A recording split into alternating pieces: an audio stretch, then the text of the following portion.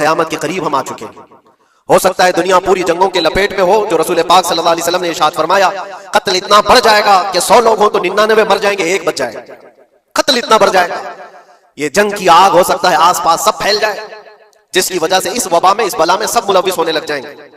और एक बात ये भी याद रखो, चाहे जैसी भी हुकूमत हो, तारीख पूरी उठा करके देखना, जुल्म के बाद जो गुरूर और तकब्बुर में आकर फिरौन बनने की कोशिश करता है, उसका अंजाम अल्लाह ताला बहुत भयानक फरमाता है। शुरू से लेकर आज तक एक मुकाबला चलता आ रहा है। वो मुकाबला किसका है? शरारे अबू लहबी से चिरागे मुस्तफवी का। मुस्तफ़ा करीम सल्लल्लाहु अलैहि वसल्लम की चिराग की रोशनी का मुकाबला अबू लहब की शरारतों के साथ। तो एक तो ये कि इस्तिआरा है, इससे पहले भी फिरौन और मूसा का, नमरूद और इब्राहीम का अलैहिस्सलाम, ये मुकाबला इस रुए अर्दी पर चलता रहा और हक व बातिल के मार्के होते रहे और होते भी रहेंगे। फी जमाना हम जो हालात देख रहे हैं पूरी दुनिया में, आज जंगों के हालात जो पेश किए जा रहे हैं, लोग तो अब ये खबरें ऐसे सुन रहे हैं, किसी के यहाँ बम गिरने की, मिसाइल गिरने की, तो ऐसा लग रहा है जैसे बच्चे पटाखे फोड़ रहे हैं। लोग यहाँ खबरें लेकर के मजे ले लेते हैं, फिर फॉरवर्ड कर देते हैं। मौत इतनी आसान हो गई है कि अल्लाह के नबी सल्लल्लाहु अलैहि वसल्लम ने 1400 साल पहले ये इरशाद फरमाया था कि एक जमाना आएगा कि हरज बढ़ जाएगा। तो सहाबा ने पूछा था ये हरज क्या है? तो हुजूर अकरम सल्लल्लाहु अलैहि वसल्लम ने इरशाद फरमाया था कि कत्ल बहुत ज्यादा होगा, एक दूसरे का कत्ल इतना ज्यादा होने लगेगा कि लोग उसकी परवाह भी नहीं करते। आज मुझे आज बताओ, दुनिया पूरी बहुत सारे इश्यूज पर बैठकें कर रही है, ग्लोबल वार्मिंग पे है, दुनिया में इन्वायरमेंट की चेंजिंग पर, मौसम का तापमान बढ़ रहा है, इस पर मीटिंगें हो रही हैं, बड़ी बड़ी तंजीमें बैठती हैं। ये ढकोसला है ये दुनिया का, ये मगरिबी दुनिया, वेस्टर्न कंट्रीज का दिखावा है। ये एनिमल लवर्स को भी बाहर लेकर के आते हैं, उनको बहुत ज्यादा कवरेज दिया जाता है। ये कुत्ते से प्यार करने वाला है, ये मुर्गी से प्यार करने वाला है। जालिमों, 40,000 नहीं 50,000 लोगों को फिलिस्तीन में तुमने ना हक मार दिया, उस पर कोई बैठक नहीं करते। मौत इतनी आसान है इंसानों की। जंग जिससे है, मुकाबला जिससे है, तुम्हारा आपस में बराबर की ताकत का मुकाबला हो तो समझ में आए कि एक दूसरे की फौजों से मुकाबला है, इधर की फौज भी मर रही, उधर की फौज भी मर रही है, लेकिन निहत्ते बच्चों का क्या कसूर?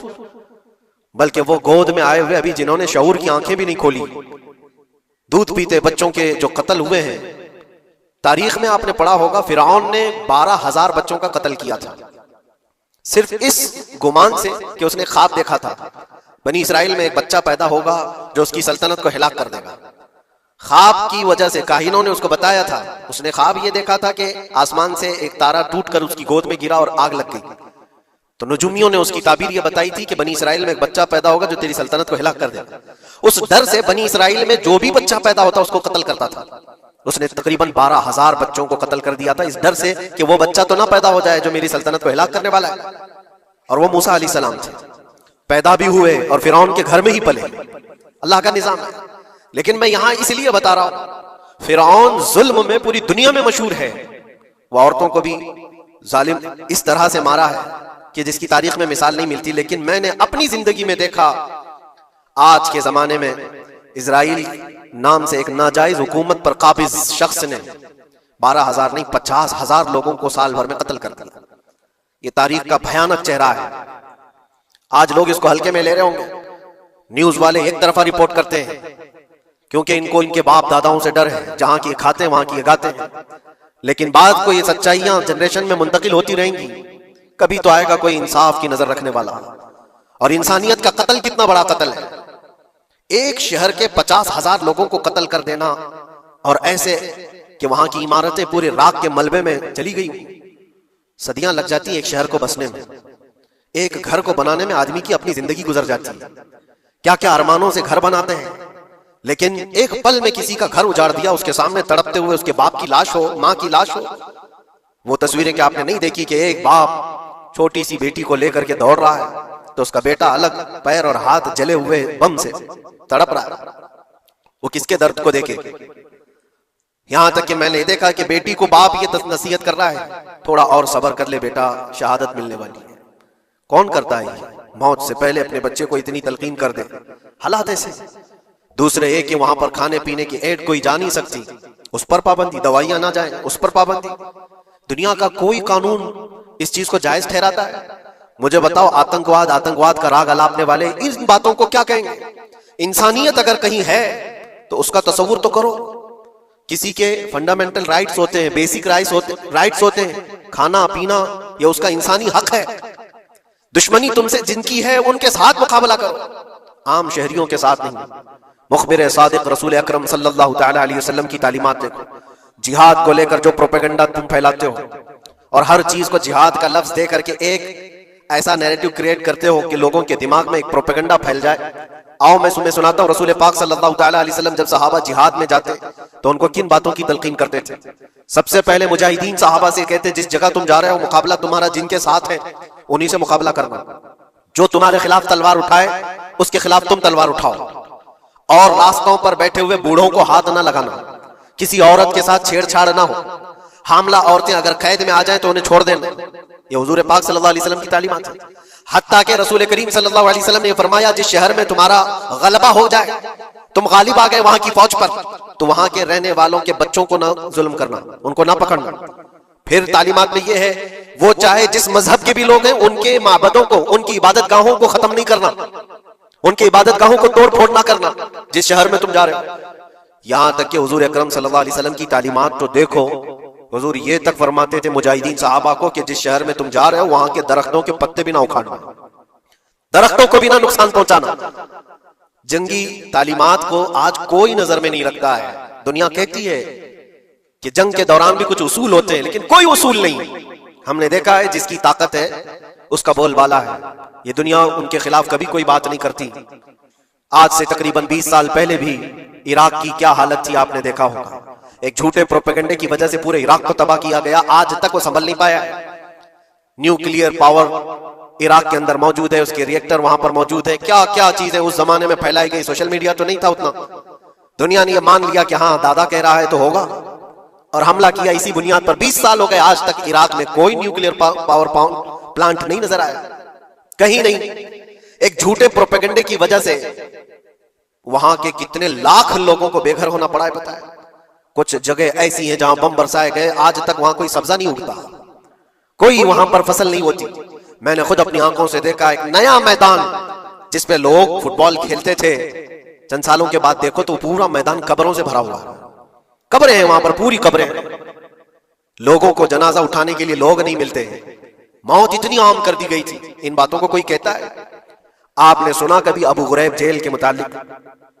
कैदियों के साथ जो वहशियाना सलूक किया इन गोरों ने, अल्लाह की पनाह, बहुत सख्त किस्म के, दुनिया में बदनाम जमाना जेल उसको कहा जाता है। हर तरह की वहां पर कैदियों के साथ आजमाइशें हुई, हर तरह की। उन पर कुत्ते छोड़ देना, उनकी शर्मगाहें काटना, उन पर पेशाब करना, हर चीज जो इंसानियत सोज है, इंसानियत को जला देने वाली, ये सारी हरकतें की गई।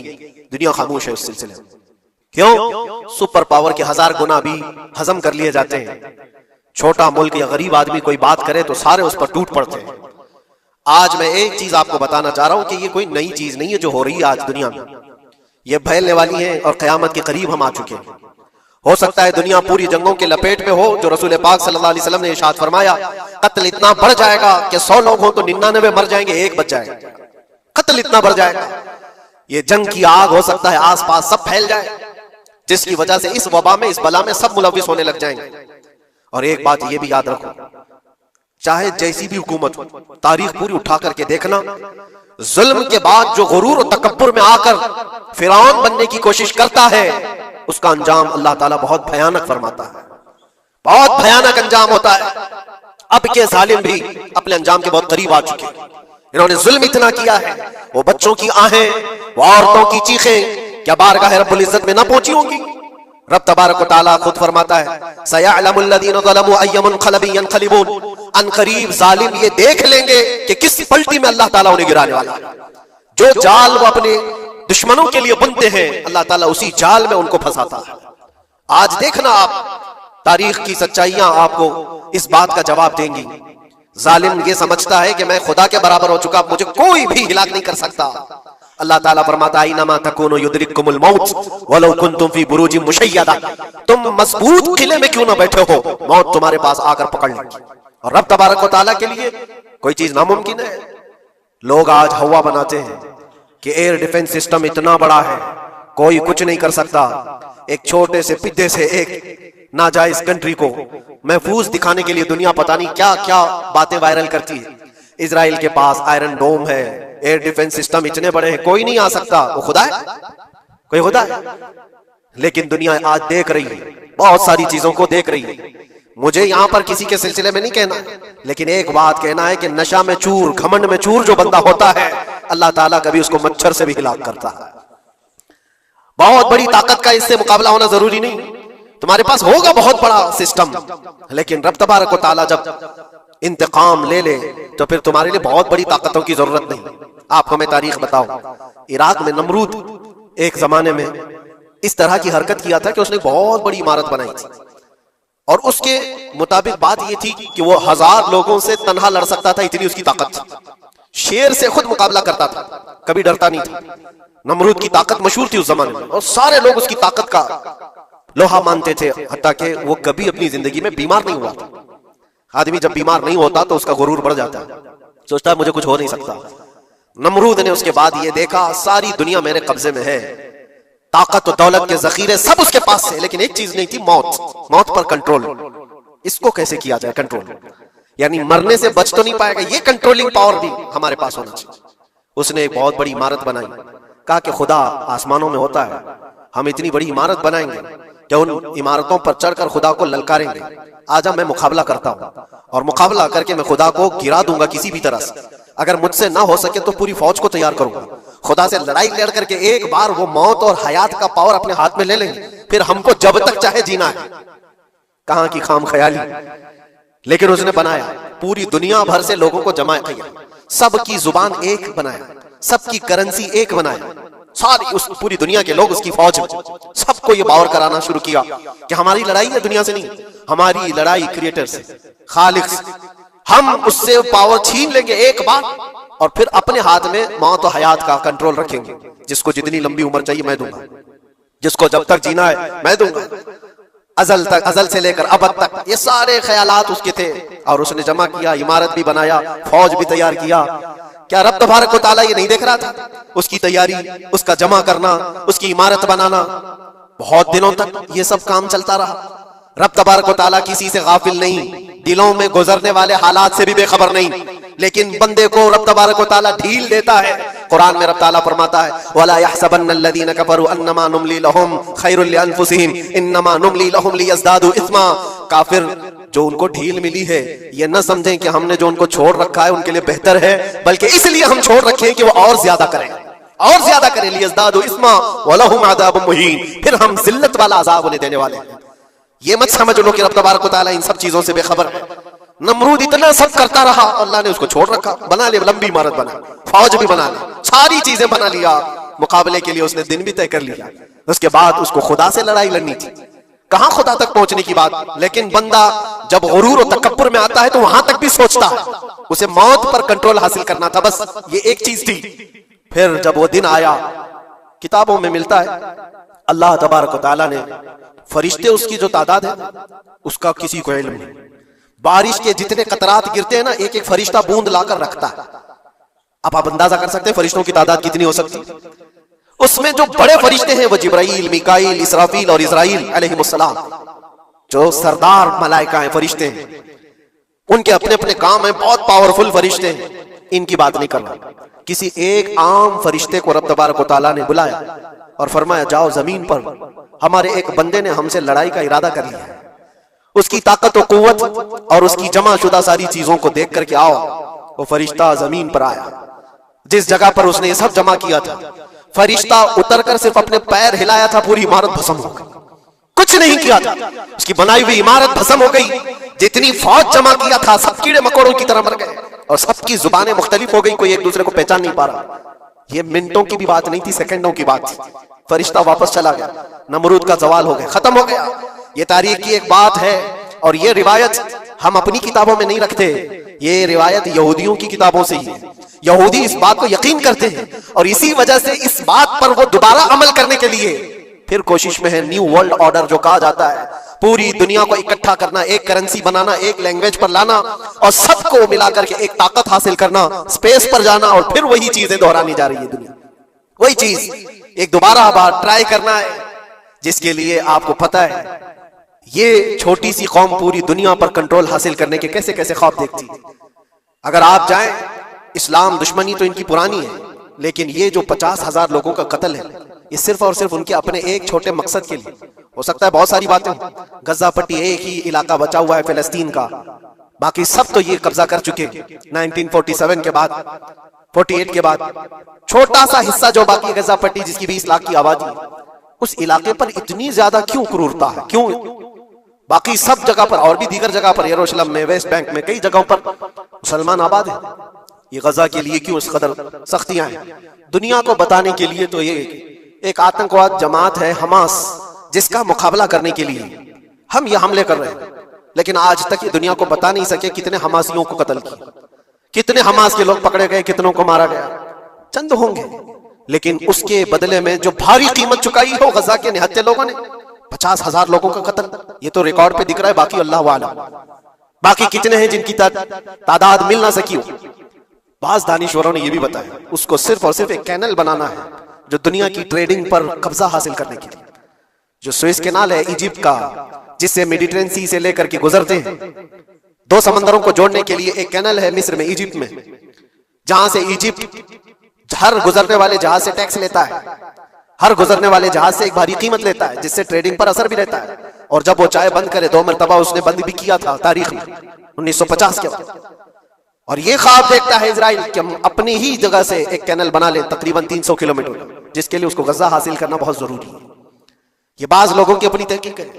तो क्या कोई अपने मफाद का हासिल करने के लिए 50,000 लोगों का कत्ल कर सकता है? दुनिया को यह भयानक चेहरा भी तो मालूम होना चाहिए। अगर उनको कोई रास्ता बनाना है तो उसके लिए इंसानियत का कत्ल करना। मैं आपको एक बात अर्ज किए देता हूं, कुरान पाक ने जो फरमाया वह हक है, 100% हक है।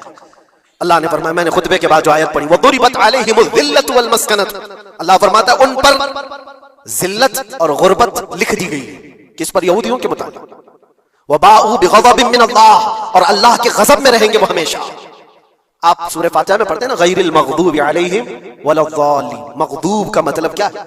जिन पर अल्लाह का गज़ब हुआ, और वो यहूद कौम है। कुरान पाक की मैं आपको बात बता रहा हूं। और अल्लाह ताला फरमाता है वजह क्या है? ज़ालिका बिअन्नहुम कानू यकफुरून बिआयातिल्लाह, वह इसलिए कि अल्लाह की निशानियों को ठुकराते हैं, व यक़्तुलून अन्नबिय्यीन बिग़ैरि हक़, और अल्लाह के नबियों को नाहक कत्ल करते हैं। अब दुनिया को यह अफसोस हो रहा होगा, जैसे मैंने अभी बताया 50,000 लोगों का कत्ल वहां कर दिया, ईरान में घुस गया, शाम में घुस गया, लेबनान में घुस गया, हर जगह मार मार मार और लोगों का कत्ल। मेरे अजीजों, ये तो आम लोगों का कत्ल है, और कुरान ये कहता है ये वो कौम है जो अल्लाह के नबियों को कत्ल करती थी। और तारीख में है तकरीबन 10,000 नबियों को इन्होंने कत्ल किया है। 10,000 नबियों को इन्होंने कत्ल किया है, सिर्फ अपनी मनमानी बात न पाए जाने की वजह से। हजरत ज़करिया अलैहिस्सलाम की बात मालूम है? ये तो बैतुल मुक़द्दस के मुतवल्ली थे। ज़करिया अलैहिस्सलाम बैतुल मुक़द्दस के इमाम थे, जिनका जिक्र है कुरान पाक में। हजरत ज़करिया अलैहिस्सलाम के पीछे यही कौम जो उनकी उम्मत में थी, यहूदियों के लिए भी वो मुकद्दस नबी थे, लेकिन इन जालिमों ने हजरत ज़करिया अलैहिस्सलाम को दुश्मनी में रख करके ऐसा कत्ल किया था। अल्लाहु अकबर। ज़करिया अलैहिस्सलाम इनसे भाग करके निकले थे और एक दरख्त को जाकर कहा, ए दरख्त खुल जा, मैं तुझ में आता हूं। दरख्त खुल गया, हजरत ज़करिया अलैहिस्सलाम उसमें अंदर चले गए, दरख्त फिर बंद हुआ। तारीख में मौजूद है। इब्लीस लाइन ने, शैतान मरदूद ने यहूदियों को रास्ता भी बताया और दरख्त भी बताया कि इसके अंदर ज़करिया छुपे हुए, इसके अंदर ज़करिया है। यहूदियों ने तेज आरी लेकर के दरख्त को ऊपर से काटना शुरू किया कि दरख्त के 2 टुकड़े होंगे तो ज़करिया अलैहिस्सलाम तक भी पहुंच जाएंगे। उन्होंने आरी से काटते काटते काटते उनके सर तक पहुंचा दिया, और जब हजरत ज़करिया अलैहिस्सलाम को अपने सर के ऊपर से कटने की आवाज आने लगी तो अब सोचा कि अब ये आरी से पूरा कट जाएगा। अल्लाह ताला की तरफ से निदाई, ए ज़करिया सबर कर लो, अगर तुम इस पर आवाज निकालोगे तो सबर वालों में से तुम्हारा नाम निकल जाएगा।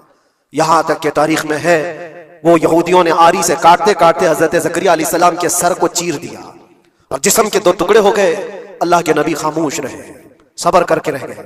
उनके बेटे यहया अलैहिस्सलाम ने यहूदियों के एक गवर्नर या बादशाह को यह कहा था कि एक निकाह में दो बहनों को रखना जायज नहीं। उसने दो बहनें एक साथ अपनी ज़ौजियत में रखा था। सिर्फ इतनी बात पर हजरत यहया अलैहिस्सलाम सिर्फ 33 साल के जवान थे। उस यहूदी जालिम ने यहया अलैहिस्सलाम के सर को काट करके बर्तन में लाकर नाश्ते में रखा था। अल्लाह के नबी की बात कर रहा हूं, अल्लाह के नबी के सर को काटकर तश्त पे रखा था।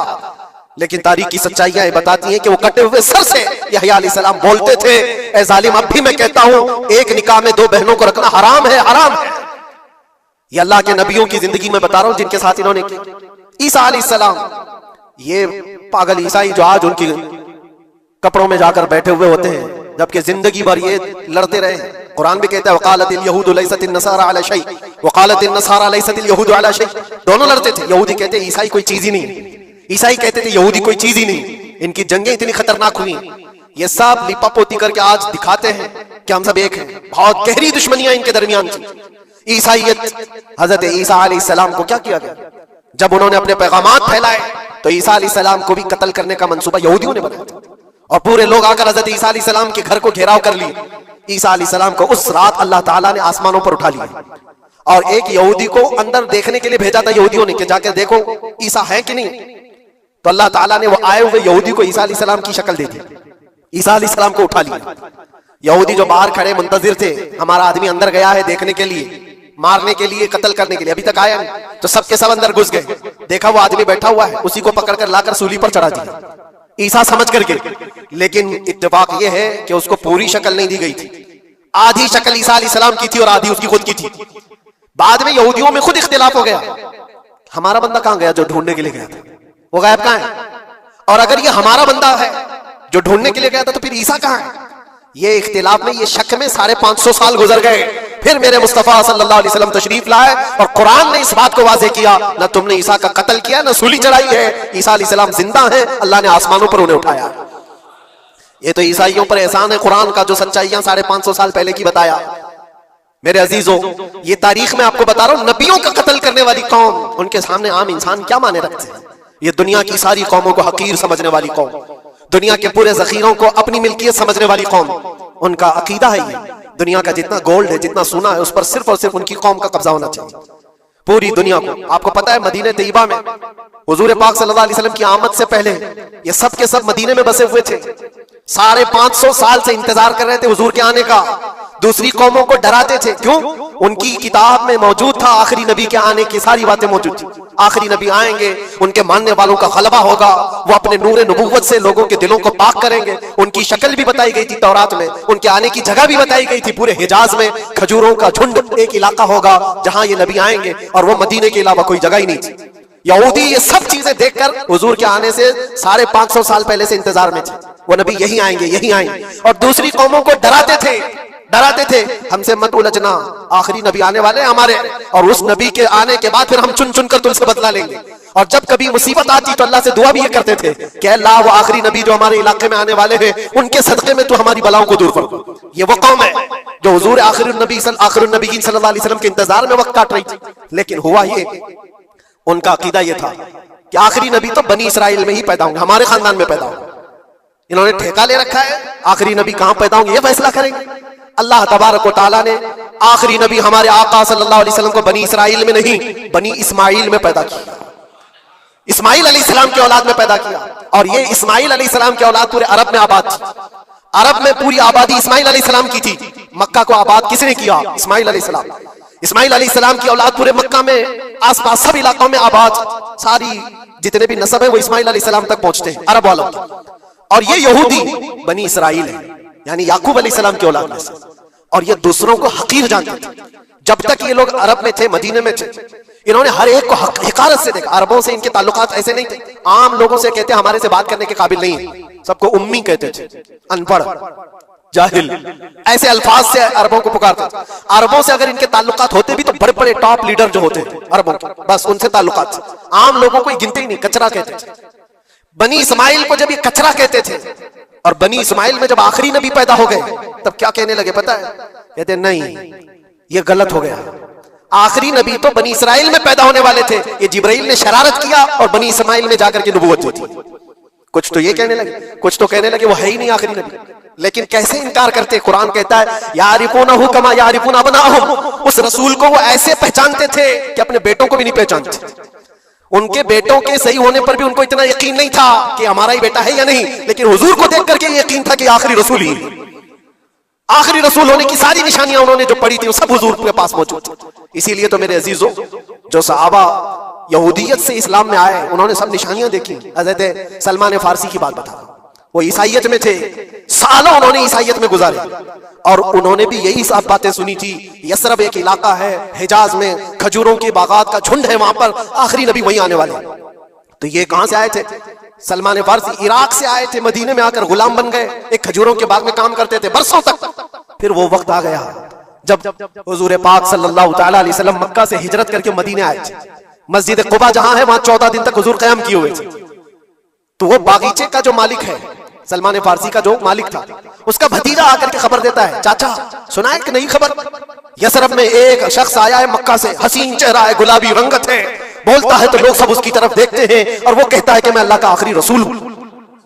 यहूदी का भतीजा अपने चाचा को खबर दे रहा है। सलमान फारसी खजूर के दरख्त के ऊपर बैठे खजूर काट रहे थे या साफ कर रहे थे।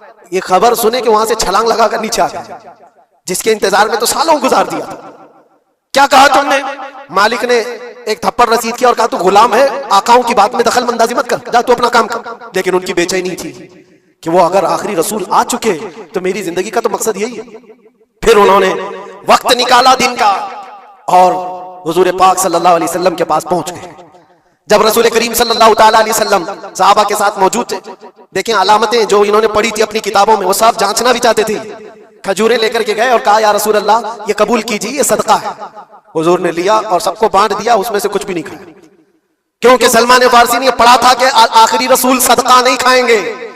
एक निशानी देख ली उन्होंने। दूसरे दिन आए, फिर वो मौका निकाला और खजूरें ली और आए। हुजूर से आकर के कहा कि ये लीजिए, कबूल कीजिए, ये हदिया है। हुजूर ने खुद भी खाया और सबको तकसीम किया। कहा ये किताब में मौजूद है, वो आखिरी रसूल हदिये को इनकार नहीं करेंगे, तहाइफ कबूल करेंगे। दो अलामतें देखी। फिर एक दिन, तीसरा दिन था, रसूल पाक सल्लल्लाहु अलैहि वसल्लम एक जनाजे में थे।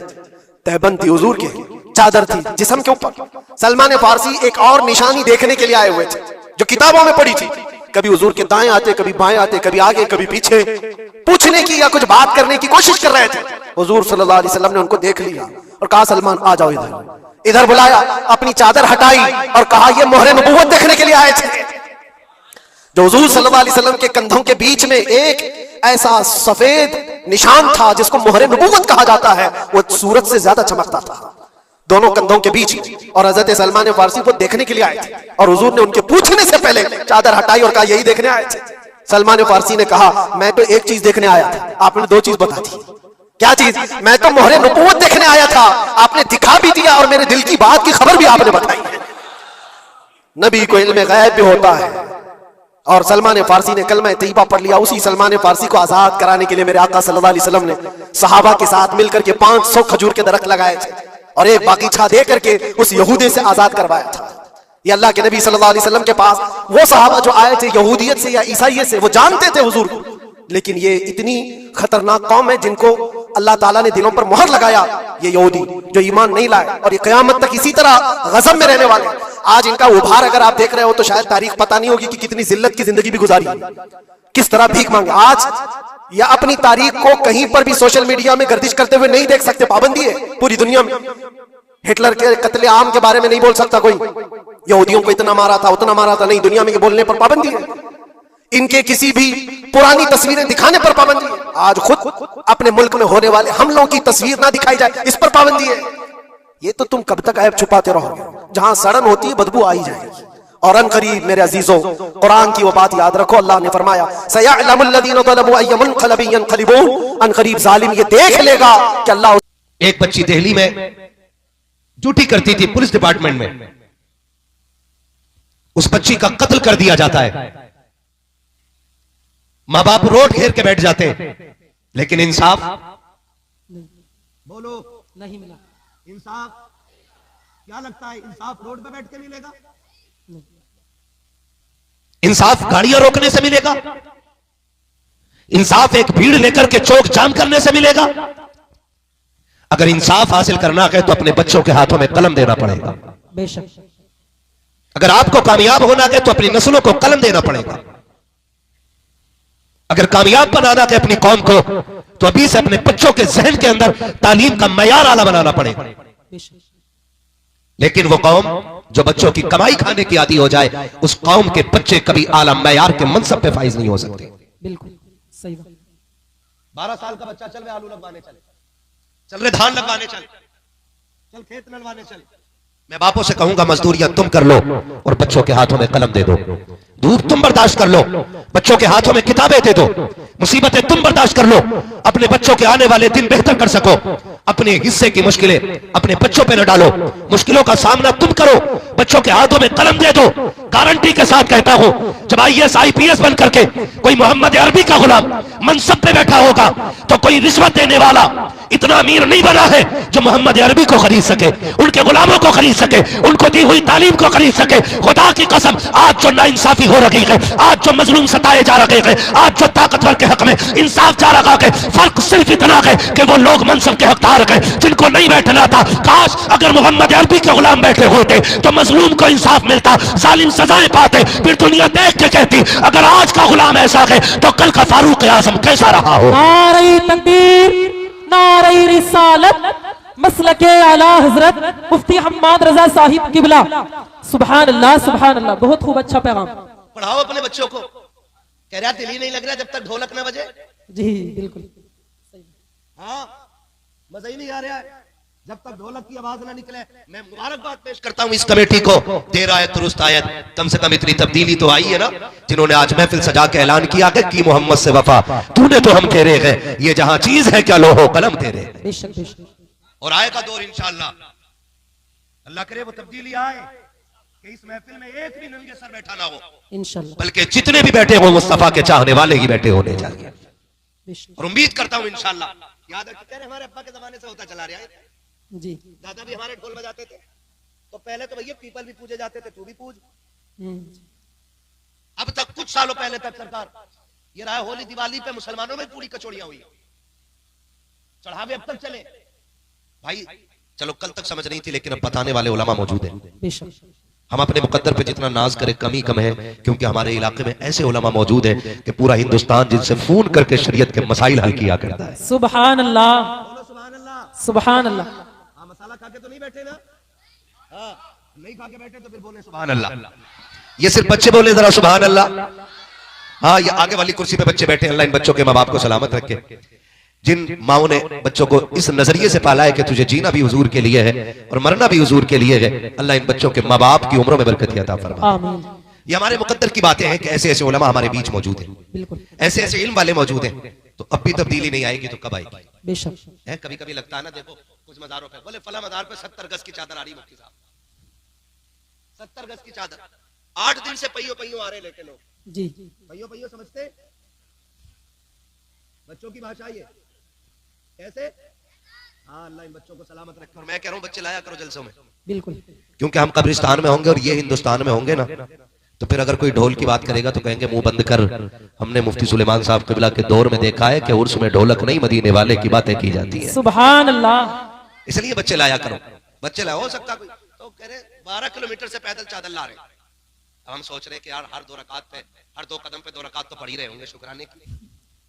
पता चला चलते चलते पैर दुख गए तो पौवा मार दिया। अल्लाह, भांग पी ली, नशे में धुत चले जा रहे है ना। न एक वक्त का सजदा, न एक वक्त की इबादत। सबसे बड़ी इबादत चादरी। मुझे एक बात बताओ, वलियों को वली बनाता कौन है? कौन बनाता है? आप बोले कौन बनाता है? सलामत रहे, कौन बनाता है? और जोर से कौन बनाता है? अल्लाह बनाता है। कैसे बनाता है? क्योंकि ये उसको इबादत करके राजी करते हैं, इसलिए अल्लाह अपने करम से फिर इनको विलायत का ताज अता फरमाता है। जब वो राजी हो जाता है तो फिर इख्तियार इनकी मुट्ठी में दे देता है। फिर फैसले जबान इनकी होती है, फैसले खुदा के होते हैं। आप खुद बताइए, कोई काम भी खुदा की मर्जी के बगैर नहीं होता। खुदा की मर्जी के बगैर अगर रब को नाराज करके अजमेर जाके चादर चढ़ाए अजमेर वाला राजी होगा? है नहीं ना? तो फिर मजार पे जाते टाइम ये कोशिश किया करो कि काबे वाला भी राजी हो जाए, मजार वाला भी राजी हो जाए। सुभान अल्लाह। करेंगे इंशाल्लाह। इंशाल्लाह। हाँ जी बोलो इंशाल्लाह। नाराज तो नहीं है मेरी बातों से? और हो भी तो कोई फर्क नहीं पड़ता। मैं आज ना वो दिखाऊंगा दाग चेहरे के, जिसे खराब लगे सामने से हट जाए। मत बुलाना अगले साल। इस साल तो पूरी दवा दे दूं, सही बात, ताकि अगले साल में ना भी आऊं ना तो ये दवा अगले साल तक काम करती रहे। इंशाल्लाह। सही है ना?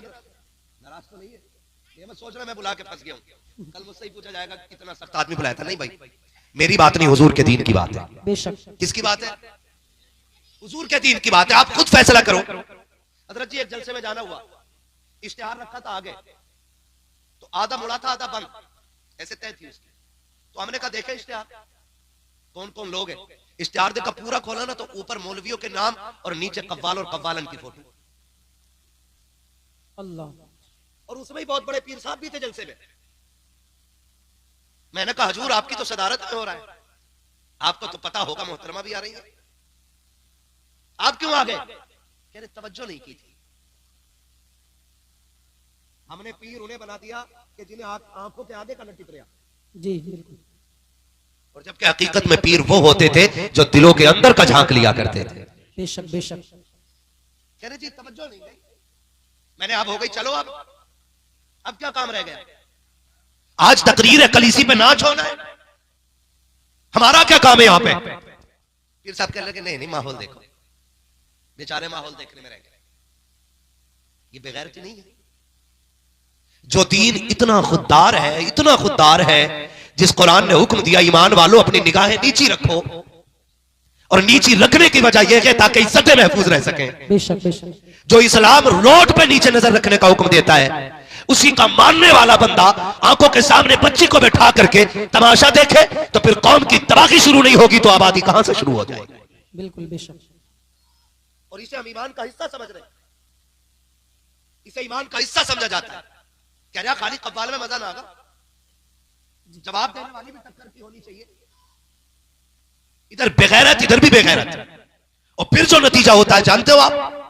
फिर कौम के बिगड़े हुए अमीर टूटे हुए नोट लेकर के आगे स्टूल रख के बैठते टेबल, और उसके बाद जब जिधर से शायरी जोर पे होती है, जो किसी दूसरे की इज्जत उछालने में कामयाब हो जाता है, उसी पे पैसे लुटाए जाते हैं। और मेरी गांव, मेरे बस्ती, मेरे शहर, मेरे इलाके के नादान लोग कहते हैं वाह जी आज मजा आया है, आज पता चला मुखिया के बेटे पे कितना पैसा है, आज पता चला प्रधान के बेटे पे कितना पैसा है। आग लगे तेरी दौलत को, अगर तेरी दौलत किसी की इज्जत को उछालने के काम आ रही है, अगर तेरी दौलत किसी को जलील करने के काम आ रही है, आग लग जाए तेरी दौलत को। अगर खुदा ने तुझे दौलत दी थी तो अय्याशों पे लुटाने के लिए नहीं, तमाशों पे लुटाने के लिए नहीं। अगर खुदा ने पैसा दिया था, जा बस्ती में जाके देख कितने यतीम सोते होंगे, कितनी बेवाएं रहती होंगी, कितनी गरीब बच्चियां होंगी जिनकी गुर्बत की वजह से बालों पे सफेदी आ गई है, लेकिन कोई दुल्हन बनाने तैयार नहीं है। अगर खुदा ने तुझे पैसा दिया है, अय्याशों पे ना लगा, बदमाशों पे ना लगा, तमाशों पे मत लगा। इसी पैसे को उठा किसी बेवा पे लगा दे, किसी यतीम पे लगा दे, किसी गरीब पे लगा दे। खुदा की कसम अगर तमाशों में लुटाओगे जहन्नम का ईंधन बनेगा, गरीब पे लुटाओगे जन्नत का परवाना बना दिया जाएगा। नारे तकबीर, नारे रिसालत, मसलके आला हजरत, पैगामे मुस्तफा, शरीयते मुस्तफा, जिंदाबाद जिंदाबाद। भाई करो ना, फिर देखे कितना पैसा तुम्हारे पास है, कितनी दौलत वाले हो तुम। करो ऐसा खुदा की कसम। आज भी गाड़ी सिग्नल पे रुकती है ना, और नकाब पोश खातून शीशा आके बजाती है ना, उसकी गुर्बत का ख्याल बाद में आता है, कौम की बेगैरती का ख्याल पहले आता है। कौम की बेगैरती का ख्याल पहले आता है। पहला ख्याल आता है अगर काश कौम ने ज़कात वक्त पे दी होती ना, तो आज कोई बेटी सिग्नल पे भीख नहीं मांगती। बेशक बेशक, हक बात। अगर हमने गरीब को उसका हक दिया होता, तो कोई अपने बच्चे को लेकर रोड पर हाथ फैला करके मोहम्मद अरबी के दीन को रुस्वा ना करता। खुदारा करो ऐसा। अल्लाह ने पैसा दिया ना आपको, लगाओ चक्कर बस्ती के, देखो कितनी बेटियों के बालों में सफेदी आ गई, मेहंदी से सफेदी छुपा रही है। बाप हाथ पीले इसलिए ना कर सका कि गरीब है। अल्लाह ने तुझे अमीर बनाया ना, जो पैसा तू तमाशे में लगा रहा, वही 50,000 की गड्डी किसी गरीब के घर पर्ची लिख के चौखट के बाहर से फेंक के चला जा, और ये इंतजार न कर ये दरवाजा खोल के शुक्रिया अदा करे, उस पर लिख दे ये तुम्हारे घर के खर्चे के लिए है, ये बेटी के हाथ पीले करने के लिए है, ये घर की बेवा के इलाज के लिए है, ये यतीम की तालीम के लिए है, ये लिख के पर्चे में गरीब के घर डाल दे, खुदा की कसम कोई देखे ना देखे मदीने वाला मुस्तफा देखने को तैयार हो जाए। सुभान अल्लाह। करो ये काम। लेकिन हमारी कौम तमाशों में लगाती है, अरे मजा आ गया यार, क्या गड्डी उड़ी थी, क्या उड़ी थी, क्या नतीजा निकला, यहां भी टूटे जाओगे वहां भी टूटे जाओगे। सही बात। हमारी कौम को नजर लग गई है किसी की। 70 सालों में, माफ कीजिएगा मैं मजारों का मुखालिफ नहीं, लेकिन मुझे एक बात बताओ, 70 सालों में हमने, हमारी कौम ने सबसे ज्यादा फोकस जो किया है या तो पीरों पे किया है या मजारों पे किया है। बिल्कुल। तालीम पे कोई हमारा फोकस नहीं है ही नहीं। आज भी अगर 60 साल पुराना मदरसा है ना, तो किवाड़ अब भी उसमें 60 साल पुराने लगे हुए हैं। जी। 100 साल पुराने किवाड़ लगे हुए हैं, हज़रत फरमा रहे हैं। उनकी कुंजियां बदलने का हमारी कौम को वक्त नहीं है। और मजार के हर साल टाइल्स उखड़वा के लगवाता है कि नहीं नहीं इसमें मजा नहीं आ रही है, ये लगाओ। सुन, अगर मजार वाला जन्नती है ना, तो तेरे पत्थर से कोई फर्क नहीं पड़ने वाला है। बिल्कुल। अगर मजार वाला जन्नती है ना, उसे तेरी टाइल्स की कोई जरूरत नहीं है, वो मिट्टी के नीचे भी जन्नत के महलात में रहता है। सुभान अल्लाह। हक बिल्कुल। और जिसका मजार तुमने बना दिया जबरदस्ती, अगर वो गुनाहगार था, जन्नत का हकदार नहीं, तो तू 1 लाख नहीं करोड़ों की टाइल्स पत्थर ला के लगा दे, उससे कोई राहत उसकी कब्र में उतरने वाली नहीं। बिल्कुल सही बात। सुन रहे मेरी बात? बहुत गौर से मेरी बात सुनिएगा। मजार आपने बना दिया, यादगार के लिए काफी है। अब आपको मजार वाले से प्यार है ना, तो उसके नाम पर आप एक फंड जमा करें।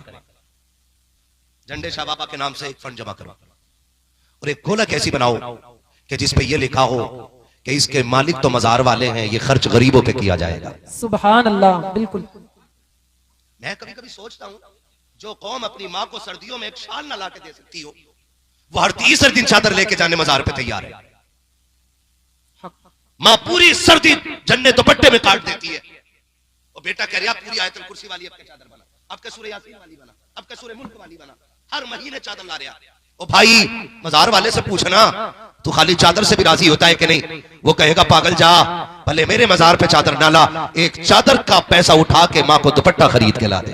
बेशक। हम माँ को दुपट्टा देने तैयार नहीं, चादर पे चादर चल रही है। हमारी कौम की बेटियां रोडों पे भीख मांग रही है, और हम 2.5, 3 लाख रुपए एक बंदा खड़ा होकर के खाली तौल पे लुटा देता है। बताओ कयामत के लिए कौन सी तैयारी की है? मैं फिर दुआ देता हूं, अल्लाह इन कमेटी वालों को सलामत रखे। कम से कम आज मदीने शरीफ में ये बातें तो हो रही होंगी कि मजार झंडे वाले बाबा का था, बातें मदीने वाले मुस्तफा की हो रही। सुभान अल्लाह। ये तो बातें हो रही होंगी ना। तो माफ कीजिएगा, जहां औरतें जितनी ज्यादा, भीड़ उतनी ज्यादा मेले की। मैं ऐसे शख्स को पीर मानता ही नहीं जो बेपर्दा औरतों के साथ रहे। बिल्कुल। सुन लो कान खोल के आप, नंगे सर पानी पीने वाला वली नहीं हो सकता, तो औरतों से पैर दबाने वाला वली कहां से हो सकता है? समझ रहे मेरी बात? बिल्कुल। हुजूर का दीन इतना लावारिस नहीं है कि कोई भी नशेड़ी आकर के कौम का ठेकेदार बन के बैठ जाएगा। आप भी घर की बेटियों पे पाबंदी लगाइए कि तू कली से फातिमा ज़हरा है। अगर तुझ पे जिन्नात और भूत आ गए हैं, तुझे किसी ढोंगी बाबा के पास जाने की जरूरत नहीं। खुदा तौफीक दे, मुसल्ला बिछा, पूछ इन उलमा के कदमों में आके बैठ के कि जिन्नात का इलाज क्या होता है। ये कहेंगे सूरह मुज़म्मिल पढ़ना शुरू कर दो, अल्लाह हर तरह का भूत घरों से दूर फरमा दिया करता है। बेशक बेशक। सुभान अल्लाह। पूरी कौम तबाही में पड़ी है। जितना नंगा उतना ही गंदा, जितना सनीचर उतना ही पहुंचा हुआ। जितना सनीचर है उतना ही पहुंचा हुआ, जितना घिनौना उतना दूर तक का देख रहा। सफाई ईमान का हिस्सा है, जो साफ नहीं वो वली नहीं। सुन लो सीधी बात, सफाई ईमान का हिस्सा है। जोर से ईमान का। कितने लंबे नाखून लिए बैठा, 8 अंगूठी 8 में मैल भरा पड़ा। मोमिन काला भी होना, चेहरे पे नूर होता है, क्योंकि 5 बार वुजू करके खुदा की रहमतों का मालिश उसके चेहरे पे होता है। सुभान अल्लाह। बेशक। वो तो हाथ ही ना धोता हजरत, हाथ ही ना धोता हो, मुरीदा के दुपट्टे से पोंछ लिए। अब मुरीद भी कह रही है कफन में दियो चादर। पीर साहब ने हाथ लगाए थे, मर जागी मर, अगर ये लेके चली गई ना चादर, तो तेरे जिस्म को कीड़े खाने बाद में आएंगे, चादर सूंघ के पहले आ जाएंगे। बेशक सही बात। निकलो इन तमाशों से। हुजूर का दीन इतना लावारिस नहीं है। वो गलत नहीं कह रहा हूं, आप जाके देखो कचौचा शरीफ, सरकार नहाते नहाते पानी कम कर दिया, लेकिन नीर के पानी से भी इसके भूत नहीं उतर रहे। जी पता क्यों? वजह यह है कि भूत होते तो उतरते, जबकि खुद भुतनिया है तो उतरे क्या? सही बात। नजर भी थोड़ी थोड़ी मांग रही है। बुखार उतार दे अल्लाह के ना, तो हैरत वाले मियां के यहाँ जाके देख पकाऊंगी जी। और ज्यादा घूमने का मैंने तो करी अजमेर जाऊंगी। ये कंडीशन हमारी कौम की है। आप भी सोचे ना, कुछ बीमारियां ऐसी होती हैं जो औरतों में आमतौर पर रहती हैं। 99%। अब वो जिन्हें कलमा भी याद नहीं, वो पीछे एक मजार का सर्वे हुआ था, मुझे तो ताज्जुब होता, तो उससे पूछा मुजाबिर से किसी ने, हाँ भाई किसकी उम्मत में हो? तो मुजाबिर ने पहले तो बगले झांकी, क्या कहूं यार किसकी उम्मत में? उसने कहा बताओ ना उम्मत में किसकी हो? तो कह रहा नया नया आया हूं, अल्लाह अकबर। अभी पता नहीं है भाई। ये कंडीशन है जी तो डोरी बांटने वालों की। सही बात। और इन्हें देख के लोग मसला के आला हजरत को गाली देते हैं, बिल्कुल जबकि आला हजरत और मसला के आला हजरत का इनसे कोई लेना देना नहीं है। लेना देना नहीं है। मसला के आला हजरत वाला सनीचर हो ही नहीं सकता है, बिल्कुल हक बात। हो ही नहीं सकता है। मसला के आला हजरत वाले ऐसे होते, सुभान अल्लाह। ऐसे होते। इन लोगों ने मसला के आला हजरत को बदनाम कर रखा है। हम चाहते हैं ये कि एक तब्दीली आए, और इतनी तब्दीली हो कि दुनिया को पता लग जाए कि हुजूर के गुलाम ना कल किसी के मोहताज थे, ना आज किसी के मोहताज है। बेशक बेशक करेंगे इंशाल्लाह ऐसे काम, इंशाल्लाह करेंगे भाई, इंशाल्लाह। करेंगे। नंबर 1, औरतों पे पाबंदी लगाओ। ना ये मेले में जाएं, जी ना ये मजार पे जाएं, ना ये पीर के पैर दबाएं, ना पीर इनके सर पे हाथ रखे।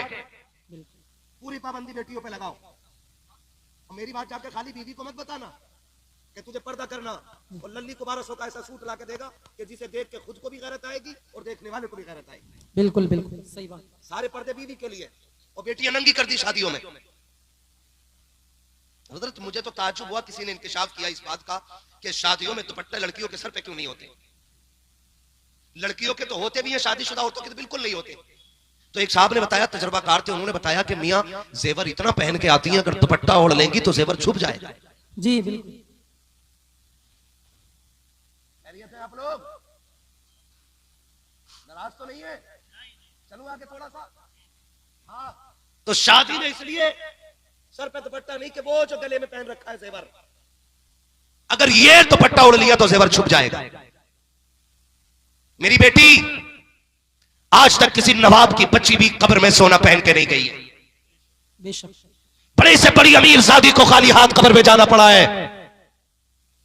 जितना चाके सोना बना ले, जितना चाके जेवर पहन ले, जब कब्र में जाएगी तो सिर्फ सादे से कपड़े में लिपट के जाएगी। आज 10 तोले नहीं 50 तोला सोना पहन, इससे रुतबे बुलंद होने वाले, रुतबे बुलंद होने वाले। कितनी औरतें तो आदमियों की किडनी बिकवा चुकी सिर्फ गले के हार के चक्कर में। बिल्कुल। मुझे कुछ नहीं पता जी, मुझे कुछ नहीं पता, मैं तो वही लूंगी जो उसकी बीवी ने पहन रखा। मुझे सच्चे दिल पे हाथ रख के बताओ ना, जिस आदमी की मजदूरी या एक दिन की कमाई 500 रुपए हो, वो अपनी बीवी को 50,000 का हार कहां से लाके देगा? मुझे बताओ तो सही। अपनी बेटियों को यह बात हम क्यों नहीं समझाते कि बेटी जा, जितनी तू शोहर की जिंदगी को आसान करेगी, अल्लाह उतने ही तेरी आखिरत की जिंदगी को आसान फरमा देगा। सुभान अल्लाह। क्यों नहीं बताते हो बेटियों से? ये बताने को तैयार ही नहीं, बल्कि कान में चाबी भर के भेजा, बोली सुन। फोन तो पहले ही आ गया था रिश्ता होते ही, ये भी रस्म चल गई है। इधर रिश्ता उधर फोन आ जा चुपके से डिब्बे में। पता सबको है और किसी को भी नहीं पता। हाँ बिल्कुल सही। यही है ना, पता सबको है और किसी को भी नहीं पता। पता बोलो यार, पता भी सबको होता है। अब्बा को ना पता, मेरे भैया को ना पता, भैया को सब पता कि मोबाइल किधर से आया है और कौन दे के गया है, और नतीजे क्या होते हैं नौजवानों सुनो। कभी कभार ऐसा होता है कि रिश्ते हो गए, 2 महीने गुजर गए, उन 2 महीनों के बाद समधियों में झगड़ा हो गया। ये केस हुए ऐसे, समधियों में झगड़ा हो गया, उसने कहा चल मैं बारात लेकर नहीं आऊंगा बेटे की, उसने भी कह दिया चल मैं तुझे बेटी देने वाला नहीं। इधर झगड़ा हुआ और उधर जो है ना कह रही है मर जाऊंगी अगर तुम ना आए तो। अब इसने कैयफ को जिंदगी दी है। हाँ, सारी जिंदगी बचाने का ठेका इसका। कह रहा टेंशन मत ले, अब्बा के मार गोली, आप कहां मिलेगी निकल ले रहे हैं दोनों। ये होता है कि नहीं? बोलो, टेंशन हो रही है। कुआरे बोले ये बात गलत है कि नहीं? शादीशुदा तो इसलिए नहीं बोलेंगे कि ये गलती कर बैठे। क्या नहीं? खैरियत है आप लोग? ये होती है तो फिर इज्जत किसकी जाती है? बाप की, परिवार की, खानदान की। एक से वादा निभाने के चक्कर में कितनों को जलील करके आई है। और मैं इस भागने और भगाने वाले से कहना चाहता हूं, जानवर बेवकूफ उल्लू के पट्टे, जिसने 18 साल खून पसीने कमाई खिला के इसको पाला, जब ये उसकी ना हो सकी तो तेरी कैसे हो सकती है? जब ये उसे जलील करके चली गई तो तुझसे अच्छा मिलेगा ये तुझे भी छोड़ के चली जाएगी। बिल्कुल सही बात। बंद करो ये तमाशे, कोई फोन नहीं। हो सकता है ऐसा? इंशाअल्लाह हो सकता है ऐसा, है ना? और ना हो तो फिर जहेज में। भैया कमाल देखो, एक हंगामा बहशर हो तो भूलूं उसको, सैकड़ों बातों का रह रहे के ख्याल आता है। या तो रिश्ता होते ही मोबाइल मिल जा, वरना मुंह दिखाई में दे दे, है ना? मुंह दिखाई में दे दे फोन। देता जरूर है, बिना मोबाइल के मर जाएगा। और खुदारा निकलो इन तमाशों से। और उसी फोन पे अब्बा की फोन की घंटी बजती है। आती बेटी खैरियत है कि अब्बा क्या बताऊं, जब से आई हूं सास काएं काएं कर रही है, ससुर ने भी पीछा ले रखा है, शोहर का तो मुंह ही सीधा नहीं है। अब जब बाप इतना सुनता है कहता डरिए मत, जो होगा देखा जाएगा। फिर एक दिन ये की खातून सबके खाने में चूहे मार दवा मिला देती है, पूरे घर को मौत के घाट उतार देती है। फिर दुनिया सर पकड़ के बैठती है, लोग बात दीने मोहम्मदी की करते हैं, लोग इस्लाम पे बातें करते हैं। मैं कहना चाहता हूं आज के आवारा लफंगों के घरों से इस्लाम का अंदाजा नहीं होगा। अगर इस्लाम को पहचान तो खदीजतुल कुबरा की चौखट पे चल, आयशा सिद्दीका के दरवाजे पे चल, सैयदा ज़ैनब का दरवाजा देख। अगर देख रहा है इस्लाम को तो खातून जन्नत फातिमा ज़हरा का दरवाजा दे। नारे तकबीर, नारे रिसालत, फैज़ाने गौसे आज़म, मसलके आला हज़रत मुफ्ती हम्माद रज़ा साहिब किबला जिंदाबाद जिंदाबाद। करो यार, बंद कर दो ये। मैरिज हाल में शरीफ आदमी खाना नहीं खा सकता है। बिल्कुल। और अब जो वो चल गया ना हज़रत, खड़े होकर कैसे क्या बोलते हैं? स्टैंडर, यस, स्टैंडर और बफर सिस्टम, वो वाला कौन सा होता है? वो भी ऐसे ही होता है ना, है? कितनी अकलें मारी गई हैं। पहले इतनी इज्जत से मेहमान बैठते थे, घर वाले खिलाते थे। आज घर वाले खड़े हैं, मेहमान ना, प्लेट हाथ में लेके खा कहां रहे हज़रत? प्लेट भरने में झगड़ा हो जाता। वो हज़रत कितने बड़े छोटे छोटे भगोने, प्लेट काय की? फाइबर की, उसमें रख लिया। बिरयानी देखी, ओ हो भाई मटन की है, भर ली। आगे चला तो कौरमा भी था, अभी रोट लिया। आगे सीख कबाब, गिर गया वहीं कि जगह हो ना हो इसमें रख दे 4। हाँ, आगे फ्राई। अरे खाने से क्या मतलब भाई, अभी तो प्लेट ही भर रहा है। फ्राई और कोल्ड ड्रिंक का गिलास, अब प्लेट हाथ में, वो भी फुल, कोल्ड ड्रिंक का गिलास इस हाथ में, खाएगा कैसे? क्योंकि वहां बैठने का इंतजाम नहीं, बैठने का इंतजाम नहीं है। ये कंडीशन है हमारी कौम की, और लोग उसी बंदे हो रहे हैं। बफर सिस्टम दिया भाई, खड़े होके खाना। इस कुत्ते डिजाइन को हम कभी पसंद नहीं करते। बिल्कुल सही। ये जानवरों का तरीका है।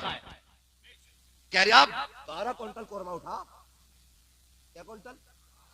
12 क्विंटल। कह रहे हजरत लाओ लाओ लाओ लाओ। बराते अल्लाह माफ करे, ऐसी पैंट और पुट्टी कर करके बरातों में जा रहे हैं। हाँ, बड़ी कर्री पुट्टी हो रही है चेहरों पे। दूल्हा भी 3 दिन उपटन में से निकल तोड़ी गया जी। निकल लिया ना? नहीं ना?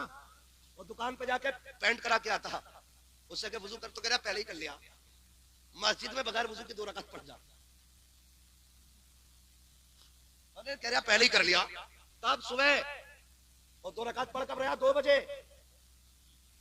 इसका वजू अब तक चल रहा। ये कंडीशन है। क्यों नहीं कर रहा? मुंह धुल जाएगा, क्रीम बह जाएगी। और सुनो, खूबसूरत बनना चाहते हो ना, जो दूल्हा बने ना, उसे 10 दिन के लिए एतकाफ की नीयत से मस्जिद में बैठा दिया करो। उससे कहो कि 10 दिन तुझे कुरान और दुरूद ही पढ़ना है। 20 दिन हल्दी में डुबा के रखो, दूसरे बंदे को और एक को रखो मस्जिद में एतकाफ की नीयत से। खुदा की कसम, हल्दी से वो निखार नहीं आएगा जो मस्जिद में एतकाफ की नीयत से बैठने में कुरान की तिलावत से चेहरों पे निखार आ जाया करे। सुभान अल्लाह, बेशक गारंटी है मेरी। लेकिन इतनी हल्दी लगा के हजरत तो फंदे भी पहन रहा पीले वाले, ये पर्दे का कलर है ना, पूरा घर पीले कपड़े पहन रहा है, सब बरसाती मेंढक हो गए। कौन है कि हल्दी वाले घर से आए हैं, हल्दी वाले घर से। हैप्पी हल्दी, ये लिखा है पीछे को, हैप्पी हल्दी।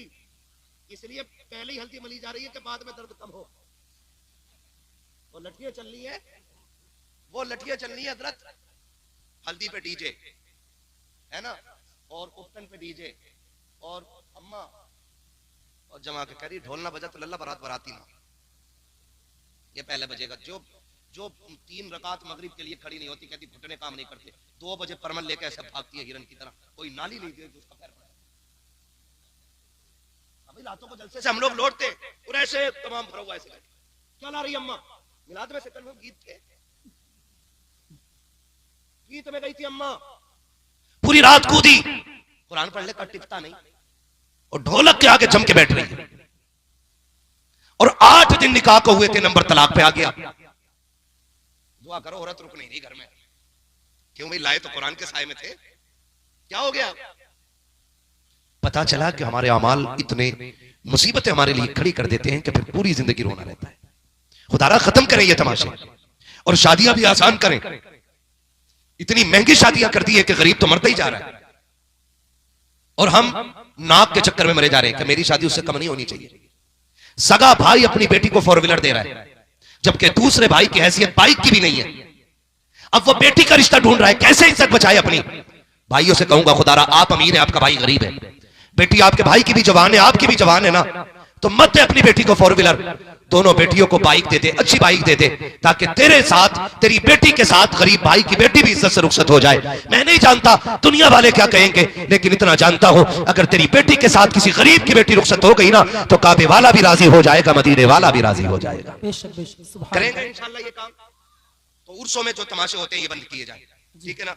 उर्सों की ढोलक तमाशे ये सारे बंद करो, और कोशिश ये करो कि चादरों से ज्यादा अपने माँ बाप के लिए कपड़ों का एहतमाम करेंगे। इंशाअल्लाह। सर्दी आ गई है, आ गई है नहीं सर्दी अभी आ गई। एक बात बताऊं आपसे, उम्मीद है कोई तो करेगा ही अमल, सारे तो नहीं करेंगे लेकिन कोई करेगा। जब हम छोटे थे ना, हम सोते थे तो हमारे माँ बाप हमारे बिस्तर के चक्कर लगाते थे, कहीं मेरे लाल का कंबल तो नहीं गिर गया, लिहाफ से पैर तो नहीं निकल गए, बेटा खुद तो नहीं गया है। रात में 3 चक्कर माँ बाप लगाते थे औलाद को देखने के लिए। अब औलाद पे भी लाजिम है कम से कम 1 चक्कर माँ बाप के बिस्तर का जरूर लगाए, क्योंकि जब हम कमजोर थे कंबल नहीं संभलता था, आज माँ बाप कमजोर हो गए, उनसे कंबल नहीं संभलता है। आज बेटों पे लाजिम है, ये पैगाम साहिब मजार का समझ लेना कि आप अपने माँ बाप के बिस्तर का 1 चक्कर रोज रात को लगाया करें। बूढ़ी मां से लिहाफ नहीं संभलता है, बूढ़ी मां से रजाई नहीं संभलती है। कितनी बार ऐसा होता है कि माँ की रजाई नीचे गिर गई, उस बूढ़ी से उठ ना सकी, पूरी रात माँ सर्दी में माँ ठिठुरती रही, सुकड़ करके उसी माँ का उसी ठंडी में इंतकाल हो गया। तो क्या होगा, ऐसे बेटों का आचार पड़ेगा जो अपनी माँ का कंबल ना संभाल सके। आप मालिक हो दौलत के, लेकिन लाजिम यह है कि आप अपनी दौलत को सबसे पहले अपने माँ बाप पे लगाओ। हम छोटे थे, हमें कंबल वो उड़ाते थे, आज वो कमजोर हो गए, कंबल हम उड़ाए। कोशिश ये कीजिएगा, देखो तो सही, हम जवान हैं, हम थोड़े हल्की रजाई में भी वक्त गुजार लेंगे, माँ बाप कमजोर हो गए हैं, उन्हें ज्यादा गर्माई की जरूरत है, इसलिए कोशिश ये कीजिएगा कि हमारे बिस्तर से अच्छा माँ बाप का बिस्तर होना चाहिए, हमारी रजाई से अच्छी माँ बाप की रजाई होनी चाहिए, हमारे कंबल से अच्छा माँ बाप का कंबल होना चाहिए, हमारे कमरे से अच्छा माँ बाप का कमरा होना चाहिए, हमारे घर से अच्छा माँ बाप का घर होना चाहिए। कोशिश ये करें कि माँ बाप को कोई तकलीफ ना हो, अगर उनके हाथ उठ जाएंगे यहाँ भी कामयाब हो जाओगे, वहां भी कामयाब हो। नारे तकबीर, नारे रिसालत, मसलके आला हजरत, सुभान अल्लाह सुभान अल्लाह। करेंगे इंशाल्लाह। इंशाअल्लाह। ये सर्दी आ रही है, मैं हाथ नहीं उठवाऊंगा कि अब तक किसने माँ बाप को नया कंबल दिया है। जी मैं जानता हूँ लोगों के झूठे दावे, अभी कोई शायर ताहिर भाई या कोई और माँ की शान में कलाम पढ़ता यूं पैसे लुटा दिया, ताकि दुनिया को पता चल जाए अम्मा के बगैर जीता ही नहीं है। और वही अम्मा खांसी का सिरप का रिपर निकाल के कहती, लल्ला ये जरा लाजिए, पिछले साल लाया था, खांसी को बड़ा सुकून था, पकड़ के मुंह पे मार के कहता, तेरे खर्चे उठाऊं या औलाद के उठाऊं। बेशक। तमाशा बना रखा है। माँ बाप के नाम पे मिंबर पे पैसे उड़ाने वालों, कभी माँ बाप के कदमों पे भी पैसे निछावर किया करो। बेशक बेशक। कभी उनके सर से उतार कर उनकी गोद में डाला करो। और कभी कहा करो जब हम छोटे थे, तूने हमें दौलत में खिलाया है, अब हम बड़े हो गए हैं, हम तुम्हें दौलत में खिलाएंगे। सुभान अल्लाह। करेंगे इंशाल्लाह ये, इंशाल्लाह। है ना? वरना मैं पूछ लूंगा किसी से भी कि तुम्हारे गांव के अंदर बाप के मकान कच्चे ज्यादा है या औलाद के मकान ज्यादा कच्चे? अल्लाह ना करे कि औलाद के मकान पक्के ज्यादा हों। हम तो गलती करते हैं कि जिस मकान को पूरी जिंदगी बाप ने बनाया होता है, उसी बाप को उसी मकान से मार के निकाल देते हैं। उसे कहते हैं चल भाई चल तू अलग जा, हम इसमें रहेंगे। ऐसा नहीं। ऐसा सुनो, मैं एक पहचान बता जाऊं, खुद देख लेना। सब कहते हैं मैं अपने माँ बाप की फिक्र करता हूं, कपड़े देखने में तो सबके ही पता लग जाते हैं। किसी बाप की चादर में बीड़ी के 6 सुराख हो और बेटे की शॉल में एक भी सुराख ना हो, समझ लेना इसके घर में बाप की इज्जत नहीं है। एक मिसाल और देने लगा, बाप से पूछोगे औलाद कैसे रखती है, वो कहता जी जैसी मेरी औलाद अल्लाह सबको ऐसी औलाद दे, बड़ी खिदमत करते हैं मेरे बेटे। लेकिन सच कब पता चलता है? जब कहीं चौक में आग लगी हो, आग पे हाथ सेकने वाले लोग उठ के चले जाएं, अगर कोई बूढ़ा पुछी राख पे बैठा मिल जाए तो समझ लेना इसके घर वाले इसकी इज्जत नहीं करते। समझ गए ये जुमला? राख बुझने के बाद भी अगर कोई बूढ़ा राख के सहारे बैठा है ना, तो समझ लेना इसका बेटा इसका ख्याल नहीं रखता है। आप खुद अंदाजा लगा लीजिएगा। अब मैं बेटों से कहूंगा, अगर दुनिया और आखिरत में अमीर होना चाहते हो तो माँ बाप की फिक्र करना शुरू कर दो, खुदा की रहमतें तुम्हारे खजाने भरना शुरू कर देंगे। बेशक। करेंगे इंशाल्लाह, इंशाल्लाह। करेंगे माँ बाप की कदर इंशाल्लाह। अब वक्त बहुत ज्यादा हो गया है, मेरा इतना ही सबक काफी है कि उर्स में आपने ये हुजूर की नाम की महफिल सजाई है। आज साहिब मजार के भी हाथ उठते होंगे बार बार और वो कहते होंगे मालिक इस जमात को सलामत रखना जिसने उर्स पे शैतान के तरीके निकाल के मदीने वाले की बातें की। सुभान। इंशाल्लाह। हाँ, समझ रहे हैं ना मेरी बात? आज साहिब मजार भी कह रहे होंगे अल्लाह इस कमेटी को सलामत रखना जिसने ढोल तमाशे बंद करके मदीने वाले की महफिल सजाई है। सुभान।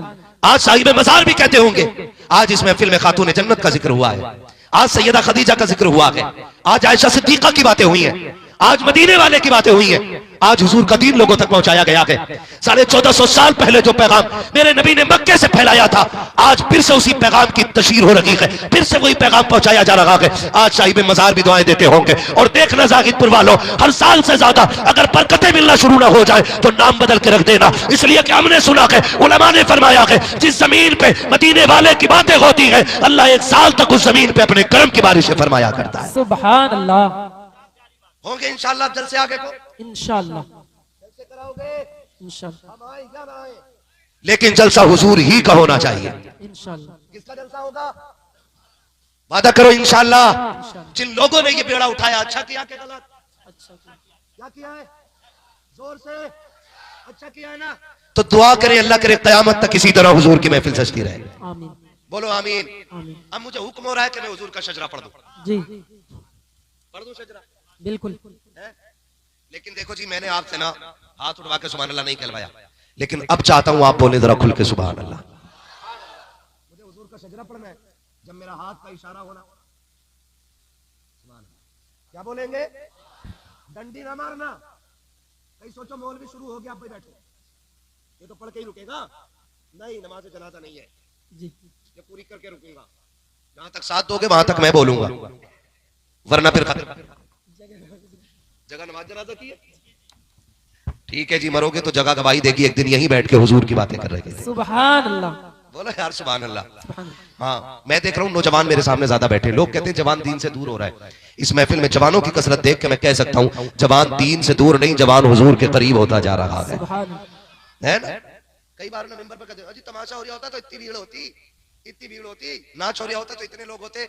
कसम खा के कहता हूँ जितने चाहने वाले आज भी हुजूर के हैं उतने चाहने वाले आज किसी के नहीं है। बेशक बेशक, हक बात।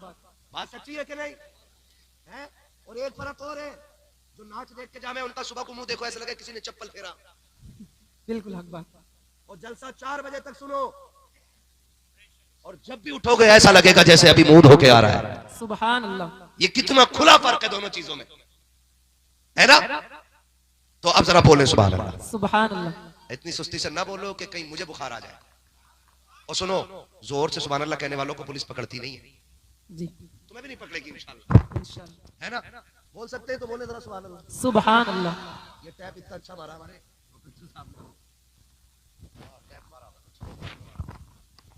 ठीक है ना, बोले जरा सुभान अल्लाह। सुभान अल्लाह। डंडी ना मारना, सिर्फ बच्चे मेरा साथ दे और बोल दे सुभान अल्लाह।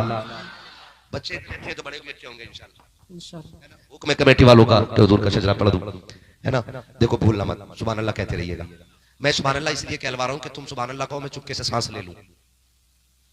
छोटी छोटी सांस तो मैं ले लूंगा, बड़ी सांस लेनी होगी तभी मैं तुमसे सुभान अल्लाह को कहूंगा। जी। तुम सुभान अल्लाह कहो कि मैं सांस ले लूंगा, तुम्हें भी नेकी मिल जाएगी, अल्लाह राजी होगा तो अपना भी कहीं ना कहीं काम हो ही हो जाए, जाए। है ना। हाँ अब बोलो जरा जोर से सुभान अल्लाह। इधर देखो ट्रैक्टर आ रहा है, राफेल नहीं आ रहा है, ठीक है। बोले जरा, कितनी जोर से बोल सकते हैं? सुभान अल्लाह। आदम के बेटे शीश। सुभान अल्लाह। ऑपरेटर साहब बुखार आ गया क्या? इसको थोड़ा सा इको दे दो। बड़ा चालाक होते हैं ऑपरेटर भी। मौलवी शुरू हो गया, आना है ये ले। सही बात। हाँ बोले सुभान अल्लाह।